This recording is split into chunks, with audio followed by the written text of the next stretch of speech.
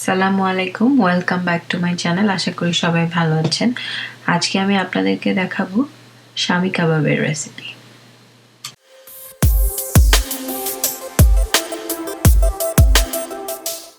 প্রথমে আমি শামি কাবাব বানানোর জন্য এখানে হাফ কেজির একটু অল্প বিফ নিয়ে নিয়েছি, হাড় ও তেল ছাড়া মাংস, বুটের ডাল নিয়ে নিয়েছি, সব মশলাগুলো রেডি করে নিয়েছি, অনিয়ন কুচি করে নিয়েছি।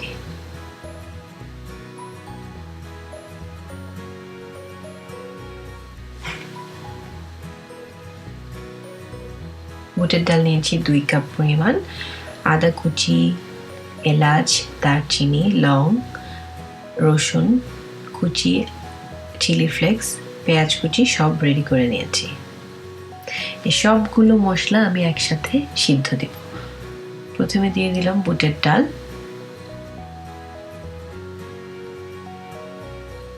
এরপর দিয়ে দিলাম বিফ,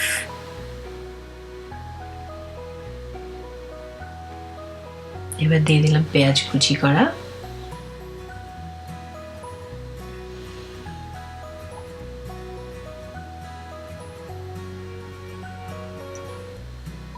এবার সব মশলাগুলো একসাথে দিয়ে আমি কাবাবটা সিদ্ধ হওয়ার জন্য চুলায় দিয়ে দিলাম।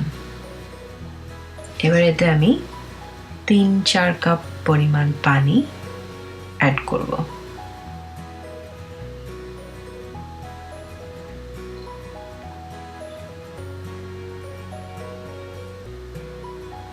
ভালো মতো একটু মিক্স করে দিলাম।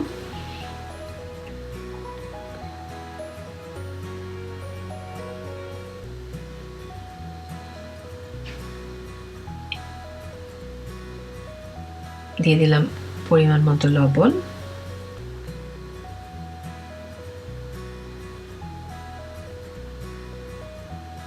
দিয়ে দিলাম কুকিং অয়েল। সবকিছু একসাথে মিক্স করে আমি এটাকে সিদ্ধ হতে দিব।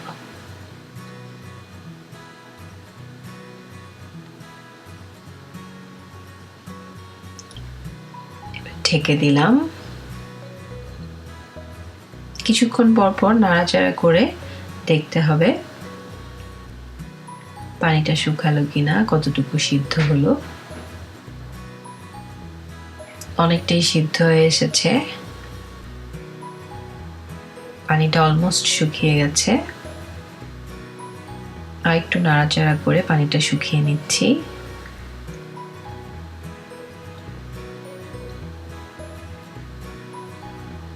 তেজপাতাগুলো আর দারচিনিগুলো উঠিয়ে নিচ্ছি।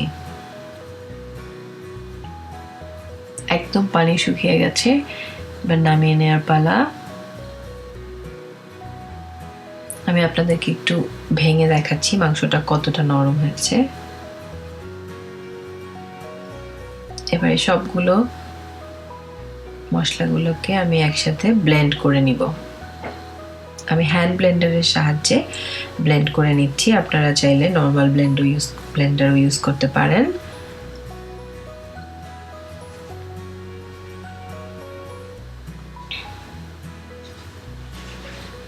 শামি কাবাব বানানো খুবই সহজ। সব একসাথে সিদ্ধ করে ব্লেন্ড করে বানিয়ে ফেলবেন আশা করছি এবার ঈদে। এবার কাবাবের শেপে আমি সবগুলো কাবাব বানিয়ে নিচ্ছি।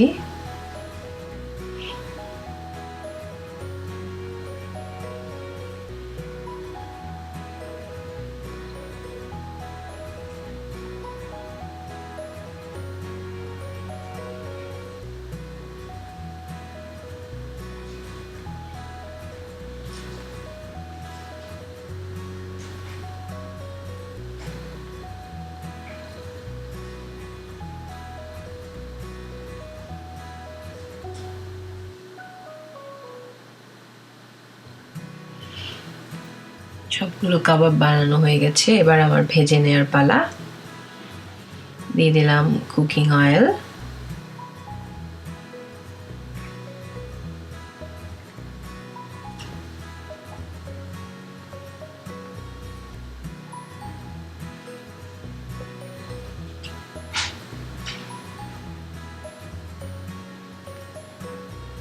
আমি একটু বড় সাইজেরই ফ্রাই প্যান নিয়েছি, একসাথে অনেকগুলো কাবাব ভেজে ফেলতে পারবো। আপনারা আপনাদের পছন্দ মতো পাত্রে ভাজবেন।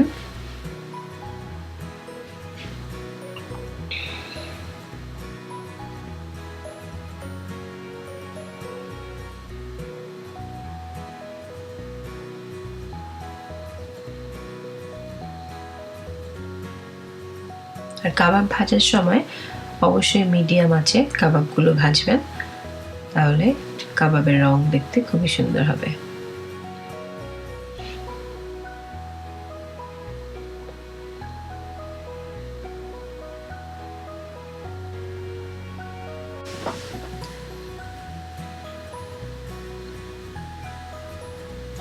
দুই পাশেই ব্রাউন করে ভাজা হয়ে গেছে, এখন আমি কাবাবগুলোকে নামিয়ে নিচ্ছি।